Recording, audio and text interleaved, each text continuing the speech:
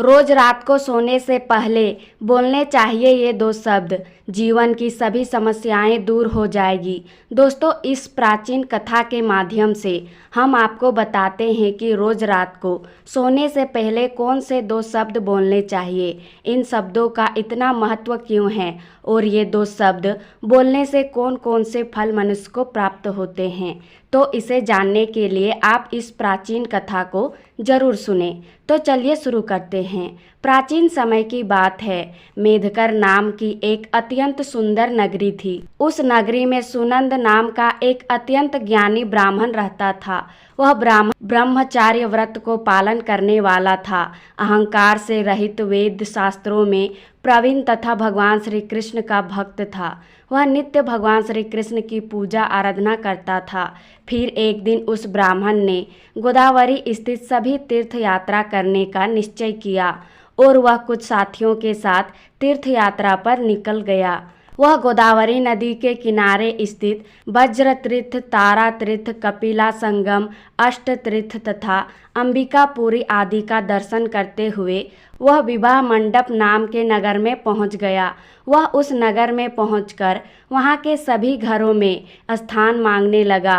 वह प्रत्येक घर में जाता और एक रात ठहरने के लिए थोड़ी सी जगह मांगता, किंतु वहां रहने वाले किसी भी व्यक्ति ने वहां उसे ठहरने के लिए स्थान नहीं दे रहा था, जिसके कारण से वह बहुत उदास हो गए। फिर वह सुनंद गांव के मुखिया के पास गए और उससे एक रात्रि तक ठहरने के लिए जगह मांगने लगा। तो उस गांव के मुखिया ने बड़े ही चालाकी से एक धर्मशाला दिखा दी और कहा, हे ब्राह्मण देवता, आप और आपके साथी उस धर्मशाला में रुक सकते हैं।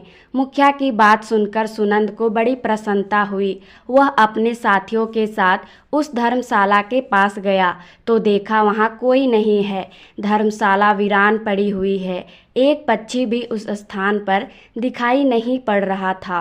ब्राह्मण ने सोचा, यह जगह तो बहुत वीरान है, ना कोई मनुष्य है, ना पशु, ना पक्षी। अवश्य यह जगह श्रापित हो, जरूर किसी बुरी शक्ति का वास है। इतना सोचते हुए वह भगवान का नाम लेते हुए उस धर्मशाला में रहने के लिए चला गया। ब्राह्मण और उसके साथी रात्रि के लिए सो गए। फिर दूसरे दिन जब वह सुनंद ब्राह्मण उठा, वहाँ का दृश्य देखकर उसे बड़ा आश्चर्य हुआ। उसके सभी साथी गायब थे। वहाँ पर कोई भी नजर नहीं आ रहा था। उसने चारों ओर देखा, लेकिन उसे कोई भी नजर नहीं आया।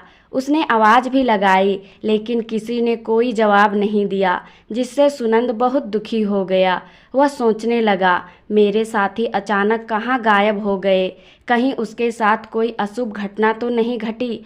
फिर वह सुनंद ब्राह्मण अपने साथियों को खोजने नगर में चला गया तो रास्ते में उसे वह गांव का मुखिया मिला। ऐसे ही उस मुखिया ने उस सुनंद ब्राह्मण को जीवित देखा तो मुखिया को बड़ा आश्चर्य हुआ और वह मुखिया सुनंद के पास आकर बोलने लगा, हे ब्राह्मण देवता, आप अवश्य कोई महात्मा दिखाई पड़ रहे हैं। आप दीर्घायु और मनुष्यों में सर्वश्रेष्ठ हैं। वह ब्राह्मण अकेला ही उस धर्मशाला से जीवित बाहर आया था, जिस कारण से मुखिया को लगा कि वह अवश्य कोई महात्मा व्यक्ति है। इसके पास अवश्य कोई महामंत्र है, जिसका जाप करने से यह जिंदा वापस आ गए हैं। फिर मुखिया ने उस ब्राह्मण से प्रार्थना की और उसे अपने गांव में ठहरने के लिए मनाने लगा। हे ब्राह्मण देवता, जब तक आपके साथी नहीं मिल जाते, आप हमारे साथ ही रुकिए, मैं आपकी सेवा करूंगा। ऐसा कहकर ब्राह्मण को उस मुखिया ने अपने घर में स्थान दिया और उसकी बड़ी सेवा करने लगा। फिर कुछ दिन बीतने के बाद वह मुखिया उस ब्राह्मण के पास आ गया और कहने लगा, हे ब्राह्मण देवता, रक्षा करो। कल रात एक राक्षस ने मेरे पुत्र को चबा लिया है। मेरा पुत्र बड़ा ही गुणवान और भक्तिमान था। उस मुखिया की ऐसी बात सुनकर सुनंद ब्राह्मण ने कहा, हे भाई, कहाँ है राक्षस और किस प्रकार उसने तुम्हारे पुत्र का भक्षण किया है? तुम मुझे बताओ, वह राक्षस कहाँ रहता है? मैं अवश्य तुम्हारी रक्षा करने का प्रयास करूँगा। वह मुखिया कहने लगा, हे ब्राह्मण देवता, इस नगर के बीच में एक जंगल है। वहाँ पर एक बड़ा नरभक्षी राक्षस रहता है। वह रोज नगर में आकर मनुष्यों को खा लिया करता था। फिर एक दिन समस्त नगर वासियों ने विनती की वह इस नगर के लोगों को न खाएं। तुम्हारे लिए भोजन की व्यवस्था कर देते हैं। जो भी लोग बाहर से इस गांव में रुकने के लिए आते हैं उन्हें हम उस धर्मशाला में रुकने को कहेंगे। तुम उन लोगों को खा लेना। उस राक्षस ने हम नगरवासियों की बात मान ली और जो भी रात को उस धर्मशाला में रुकता है उसे वह खा लेता है। हमने अपने नगरवासियों के जान बचाने के लिए ही ऐसा किया है। फिर हे ब्राह्मण देवता, आप अपने साथियों के साथ इस नगर में पधारे और हमने आपको धर्मशाला में रुकने को कहा ताकि वह राक्षस आप लोगों का भक्षण कर सके, किंतु उस राक्षस से आपको छोड़कर सभी को खा लिया। कृपया आप मुझे क्षमा करें। मैंने नगरवासियों के प्राण बचाने के लिए ऐसा किया, किंतु उस दिन उस राक्षस ने आपको छोड़कर सभी को खा लिया। तभी मैंने जान लिया कि आप कोई सिद्ध पुरुष है, कोई महात्मा है। वह मुखिया आगे कहता है, हे ब्राह्मण देवता, कल रात को मेरे पुत्र का मित्र आया था, किंतु मैंने उसे पहचाना नहीं और उसे भी ठहरने के लिए उस धर्मशाला में भेज दिया। फिर जब मेरे पुत्र को पता चला कि मेरा मित्र धर्मशाला में रुकने के लिए गया है तो वह भी उसे मिलने के लिए चला गया और रात को उस राक्षस ने मेरे पुत्र को भी खा लिया। फिर वह ब्राह्मण कहता है, हे भाई, वह राक्षस कहाँ पर रहता है? तुम मुझे उसके पास लेकर चलो। मैं उस राक्षस से कहकर तुम्हारे पुत्र को लौटाने के लिए कहूँगा। फिर वह मुखिया उस ब्राह्मण को लेकर उस जंगल में चला जाता है जहाँ पर वे महाभयंकर दुष्ट राक्षस रहता था। उस राक्षस के पास जाने पर वह मुखिया रोता हुआ उस राक्षस से कहने लगता है, हे दुष्ट राक्षस, तूने मेरे पुत्र को क्यों खा लिया? मेरे पुत्र को अब वापस लौटा दो। वह राक्षस कहने लगा, हे मनुष्य, तुम्हारा पुत्र भी उसी धर्मशाला में था, इसी कारण से वह भी अन्य लोगों की तरह वह मेरा ग्रास बन गया। मैंने अनजाने में ही तुम्हारे पुत्र का भक्षण कर लिया। अब तुम्हारा पुत्र मेरे पेट में है, मैं तुम्हें उसे वापस नहीं लौटा सकता। अब तुम अपने पुत्र के मुक्ति के लिए उपाय करो। फिर वह मुखिया कहता है, हे राक्षस, अब तुम ही बताओ, मैं अपने पुत्र के मुक्ति के लिए क्या उपाय करूं? उसका मृत शरीर भी मेरे पास नहीं है, तुमने उसे चबा लिया है। मैं अपने पुत्र के शरीर को कैसे प्राप्त करूं? फिर वह राक्षस कहने लगता है, इसके लिए मैं तुम्हें उपाय बताता हूँ। तुम्हारे नगर में एक ब्राह्मण देवता आए हैं।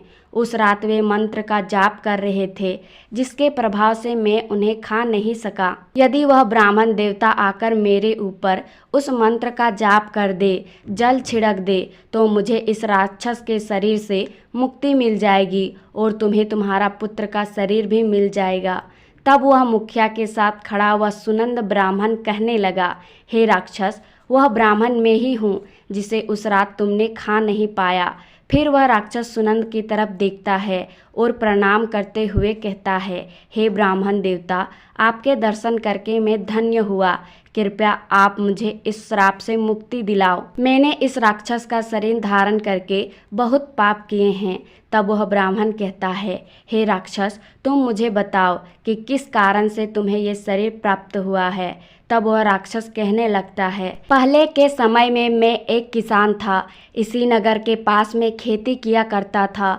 एक दिन मेरे खेत के पास एक गिद्ध ने एक जीवित मनुष्य पर वार करके उसे खाने लगा था। तभी उस स्थान से एक तपस्वी जा रहे थे। उन्होंने इस दृश्य को देखा तो वह तपस्वी उस मनुष्य को बचाने का प्रयास करते हुए उसके पास आ गए। तो वह गिद्ध उस मनुष्य को लेकर आकाश में उड़ गया। उस तपस्वी को मेरे ऊपर बहुत गुस्सा आ गया और उन्होंने श्राप देते हुए कहा, अरे दुष्ट पापी मनुष्य, तेरे सामने वह गिद्ध उस कमजोर मनुष्य को खा रहा था, किंतु तूने उसकी सहायता नहीं की। तू तो नरक में ही जाने के योग्य है। जो मनुष्य समर्थ होते हुए भी दीन तथा असमर्थ लोगों को कष्ट में देखकर भी सहायता करता नहीं है, उसे यमदूत कुंभी पाक नरक में गिराते हैं। अरे दुष्ट, तू उस मनुष्य की मदद कर सकता था, किंतु तूने नहीं की, इसीलिए तू भी महापापी है। इसीलिए मैं तुम्हें श्राप देता हूँ। कि तू राक्षस हो जाए। उस तपस्वी के द्वारा मुझे श्राप दिए जाने पर मैं बहुत घबरा गया। मैंने उन तपस्वी से क्षमा याचना की। हे तपस्वी, मेरा ध्यान खेत की रक्षा करने में था, इसीलिए मेरा ध्यान उस गिद्ध पर नहीं गया। मैंने जानबूझकर ऐसा नहीं किया। कृपया आप मुझे क्षमा कर दें। तब उस तपस्वी ने मुझे क्षमा करते हुए कहा, जब कोई सिद्ध ब्राह्मण तुम्हारे ऊपर मंत्र का जाप करके जल छिड़क देगा, तब तुम्हें इस राक्षस के शरीर से मुक्ति मिलेगी। राक्षस द्वारा इस बात कहने से उस ब्राह्मण को सारी बात समझ आ गई और उसने अपने हाथ में जल लिया और उस दिव्य मंत्र का उच्चारण किया और वह जल राक्षस पर छिड़क दिया। शरीर पर जल छिड़कते ही वह राक्षस जमीन पर गिर गया और उसका शरीर क्षण भर में नष्ट हो गया और उसके शरीर से सभी मृत्यलोक का शरीर बाहर आ पड़ा। उसमें उस मुखिया के बेटे का भी शरीर था। उस मंत्र के प्रभाव से उस राक्षस को और उसके पेट के सभी लोगों को एकदम से मुक्ति मिल गई और वे दिव्य विमानों में बैठकर विष्णु लोक में जाने लगे। फिर उस मुखिया ने अपने पुत्र को अंतिम विदाई दी और फिर उस ब्राह्मण को देखते हुए उसे प्रणाम करते हुए कहने लगा, हे ब्राह्मण देवता, कृपया आप मुझे बताइए वह कौन सा मंत्र है जिसका आप रोज जाप करते हैं, जिसके प्रभाव से उस दुष्ट राक्षस को मुक्ति मिल गई। वह ब्राह्मण कहते हैं, हे भाई, यह मंत्र मुझे मेरे गुरु के द्वारा प्राप्त हुआ है। जो भी मनुष्य सोने से पहले इस मंत्र का उच्चारण करता है, उसे किसी चीज़ का भय नहीं रहता। उसके सभी कष्ट समाप्त हो जाते हैं। बुरी शक्तियाँ भी कभी पास नहीं आती। वह मंत्र इस प्रकार है, हर हर मुकुंदे। मैं रोज रात को इसे सोने से पहले इस मंत्र का उच्चारण करता हूँ। इससे मन को शांति मिलती है। जो भी मनुष्य इस मंत्र का उच्चारण रोज रात को सोने से पहले करता है, उसे कभी भी धन धान्य की कमी नहीं होती है। इस मंत्र के जाप के कारण वह भयंकर राक्षस उस ब्राह्मण को खा न सका और उसे मुक्ति मिल गई। इसीलिए आप भी इस मंत्र का रोज सोने से पहले उच्चारण करें। आपको ये कथा कैसी लगी, कमेंट में ज़रूर बताएं।